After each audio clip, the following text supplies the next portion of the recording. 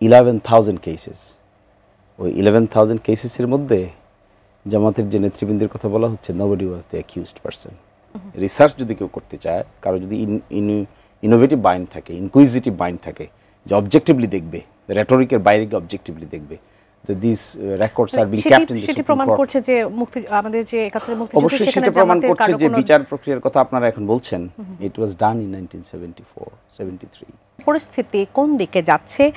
Advocate শিশির মুনির, আমাদের একজন দর্শক ছিলেন বগুড়া থেকে, লুৎফর, তিনি প্রশ্ন করেছিলেন যে এনসিপি, গণ অধিকার পরিষদ, জামাত সহ অনেকেই চাচ্ছে জাতীয় পার্টি যাতে নিষিদ্ধ হয় বা এই নির্বাচনে অংশ নিতে না পারে। তিনি বলেছেন যে এরশাদ সাহেব তো আমাদের এদিকে অনেক ভালো কাজ করেছেন, কিন্তু নিষিদ্ধ করে কতটা গ্রহণযোগ্য নির্বাচন হবে জাতীয় পার্টিকে? আমি আগেরটা একটু উত্তর দিয়ে যেটা বলছি, আপনারা দুজন মিলে যেটা বলতে চাচ্ছেন যে জামায়াত ইসলামীর বিচারের ব্যাপারে বলতে চাচ্ছেন, ট্রাইব্যুনালের ব্যাপারে বলতে চাচ্ছেন, আই এম কোয়াইট শিওর যে আপনারা অ্যাওয়্যার অফ দি 1973 ট্রাইব্যুনাল। আমি জানি না অ্যাওয়্যার কিনা, অ্যাওয়্যার থাকার কথা নর্মাল মানুষ হিসেবে। 18টা তখনকার দিনের 18টা বৃহত্তর জেলায় ট্রাইব্যুনাল হয়েছিল, কোলাবোরেটরস ট্রাইব্যুনাল। আপনারা আজকে যাদেরকে কথা বলছেন, আপনি দেখবেন তখনকার দিনের কেস রেকর্ড যদি দেখেন, all case record R available in the supreme court.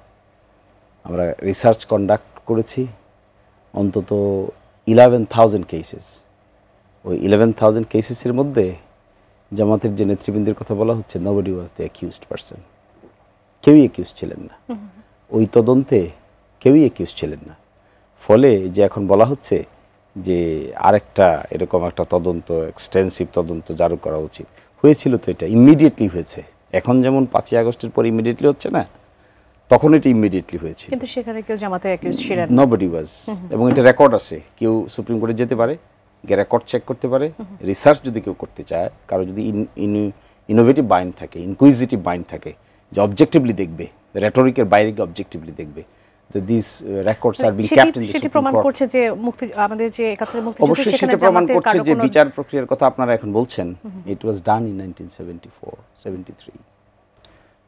Again in the যুদ্ধাপরাধ ট্রাইব্যুনালে যা হয়েছে সেগুলো তো দেখেছেনই আপনারা। সর্বশেষ যিনি আছেন, যিনি ছিলেন, তিনি রিভিউ খালাস পেয়ে বের হয়ে আছেন। সুতরাং দিস চ্যাপ্টার এই কথা বলার কোনো স্কোপ নাই যে অমুক দোষী। যদি এমন হইতো, একটা ইন্ডিপেন্ডেন্ট ট্রাইব্যুনালগুলো যখন গঠিত হয়েছিল, আমার প্রশ্নের উত্তর নেওয়ার মনে সময় আপনার প্রশ্নের উত্তরটা আসেন যে গণভোটে কথা বলছি আমরা, এটা বলছি, কিন্তু জাতীয় পার্টি এরশাদ সাহেব অনেক ভালো কাজ করেছেন, তো জাতীয় পার্টি ছাড়া ইলেকশন গ্রহণযোগ্য হবে না। এরশাদ সাহেব ভালো কাজ সর্বশেষ যে কারণে জাতীয় পার্টির ব্যাপারে অভিযোগ উঠেছে, এই সময় তো ভিন্ন প্রেক্ষাপট। এটা তো উঠেছে 5ই আগস্টকে কেন্দ্র করে। 5ই আগস্টের যে এনভায়রনমেন্ট, এটা না হলে কে অংশগ্রহণ করবে, কে অংশগ্রহণ করবে না, কে দোষর না, এই প্রশ্ন তো আসতো না। সুতরাং 5ই আগস্ট এবং তার পরবর্তী সময়ের ভূমিকাটাই এখানে ইম্পর্টেন্ট। এটা এরশাদ সাহেবের ভূমিকা না।